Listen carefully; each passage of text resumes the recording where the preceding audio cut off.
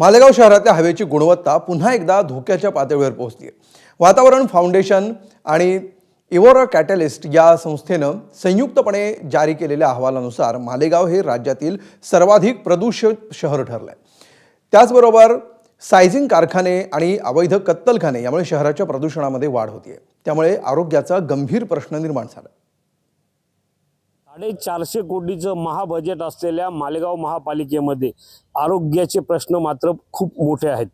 धूळ असेल, प्रदूषण असेल, आवासून हे प्रश्न मालेगाव महापालिकेपुढे उभे आहेत। प्रदूषित शहर म्हणून मालेगावकडे बघितलं जात आहे। आपल्या सोबत बोलण्यासाठी मालेगावातील काही सुजाण नागरिक आहेत, आपण त्यांच्याशी या संदर्भात जाणून घेऊ। मला सांगा, मालेगावचं प्रदूषण जे आहे ते वाढले, राज्यात प्रथम मालेगाव शहर गणले जाते, काय सांगा? मोठ्या दुर्दैवानं असं दिसतंय की आज चंद्रपूरच्याही पुढे जाऊन मालेगावातलं प्रदूषण सुरू झालेलं आहे। आणि मालेगावातलं हे जे प्रदूषण आहे हे सर्व प्रकारचं आहे, म्हणजे हवा, पाणी आणि इतर गोष्टीतलं देखील प्रदूषण मालेगावात सर्वाधिक आहे। मालेगावात धुळीचं प्रचंड मोठ्या प्रमाणात प्रादुर्भाव झालेला आहे। मालेगावमध्ये धुराने ज्या काही इंडस्ट्रीज मालेगावात चालत आहेत, म्हणजे सायझिंग असतील किंवा प्लास्टिकचे कारखाने असतील, यांच्या माध्यमातून मोठ्या प्रमाणात मालेगावात वायू प्रदूषण होत आहे।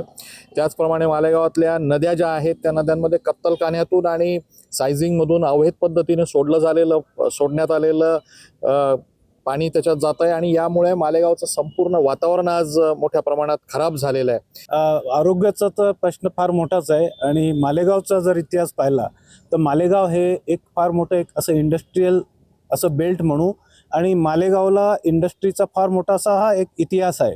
आणि जेव्हा आपण एकंदरीत मालेगाव शहराचा अभ्यास करतो आणि जेव्हा बाहेरचे लोक मालेगावात येतात, तेव्हा मालेगावचं जे ब्रँड आहे, ब्रँड मालेगाव, जे आम्ही विचार करतो की मालेगावचं कुठेतरी बाहेर असं एक ब्रँड डेव्हलप केलं तर बाहेरून, कारण मालेगाव शहरामध्ये लागून जे आहे, मालेगाव शहरापासून इंदोर असो, मुंबई असो, पुणे असो, ह्या सर्वांचं सेंटर म्हणून मालेगाव आहे। या शहराच्या आसपास फार चांगल्या अशा मुबलक जमिनीसुद्धा उपलब्ध आहे, इन्फ्रास्ट्रक्चर पूर्ण आहे। परंतु फक्त मालेगाव शहरात जे आहे, मालेगावची जी एक इमेज आहे की ज्यामुळे या शहराचं एक पॉल्युशन म्हणून, या सर्वात जास्त पॉल्युटेड शहर म्हणून हे मालेगाव जे आहे आजच्या मितीला जाणलं जातं आहे। त्यामुळे बाहेरच्या लोकांमध्ये मालेगावची जी इमेज आहे ती आम्ही, जी मालेगाव आज एवढा मोठा स्कोप आहे इंडस्ट्री येण्याचा, त्याला कुठेतरी इथे कुठेतरी त्याला जे आहे कुठेतरी बंधन येत आहे।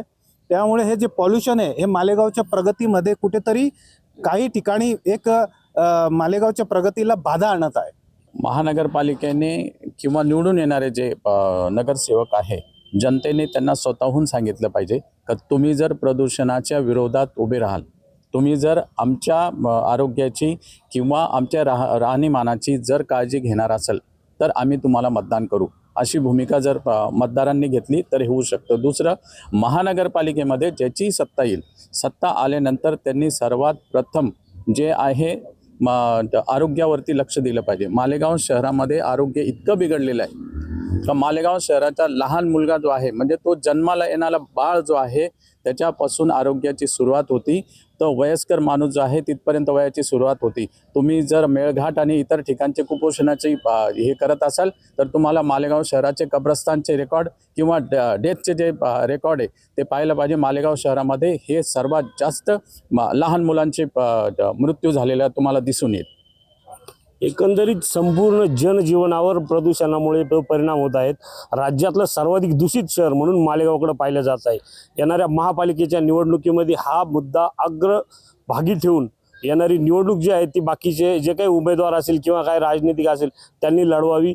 याचबरोबर काही राजकीय, काही न्यायव्यवस्था व काही सुजाण नागरिक यांनी देखील या प्रदूषणाच्या प्रश्नावर समोर यावं आणि मालेगाव प्रदूषणमुक्त करावं, अशी मागणी येथील सुजाण नागरिक करत आहेत। संदीप जेजुरकर, एबीपी माझा, मालेगाव, नाशिक। एबीपी माझा, उघडा डोळे बघा नीट।